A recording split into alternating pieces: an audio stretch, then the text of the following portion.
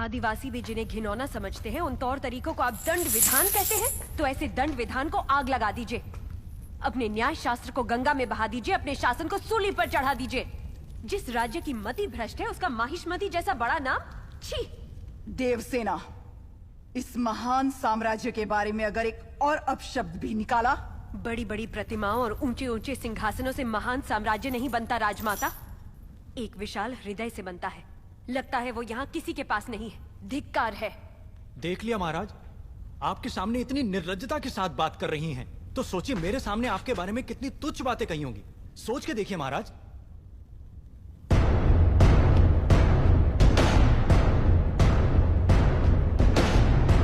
बाहुबली, बाहुबली आ गए, बाहुबली।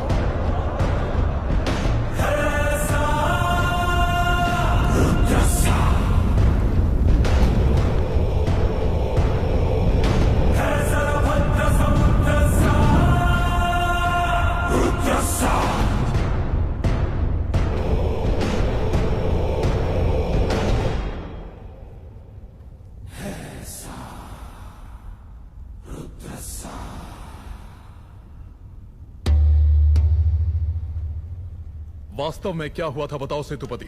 शिवालय भक्तों से भरा हुआ था महाराज। देवसेना भी वहां दर्शन के लिए आई। तभी आपके आने का समय हो गया था, तो मैंने उनसे कहा कि वो मुख्य द्वार की जगह दूसरे द्वार से आए। बाहु, ये क्या व्यवहार है?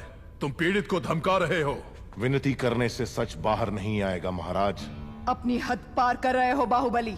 एक गर्भवती को बेड़ियों के साथ खड़ा करके ये सभा पहले ही अपनी हद पार कर चुकी है माँ।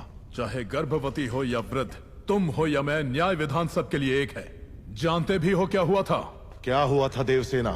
शिवालय में सभी महिलाओं को एक तरफ बुलाया, अंदर भेजने के बहाने वो सब पर हाथ डाल रहा था। मेरे साथ भी वो यही करने वाला था, तो उसकी उंगलियां काट दी। गलत किया देवसेना। औरत पर हाथ डालने वाले की उंगलियां नहीं काटते, काटते हैं उसका गला।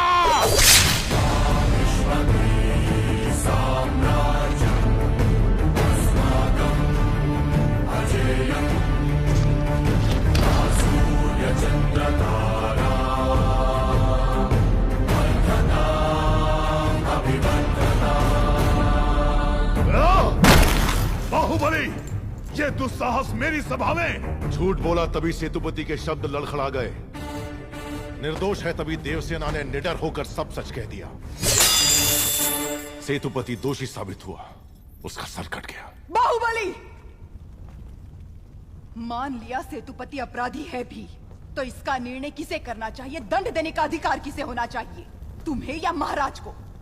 या फिर तुम खुद को महाराज मानते हो? गोद भराई के दिन तुम्हारी पत्नी चाहती थी कि महाराज तुम्हें बनना चाहिए। उसकी इच्छा पूरी करने के लिए ये दुस्साहस किया तुमने।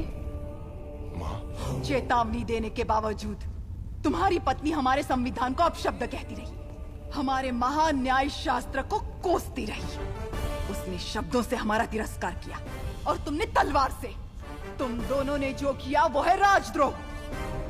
महामंत्री, इस महाअपराध का दंड क्या है बताया जाए।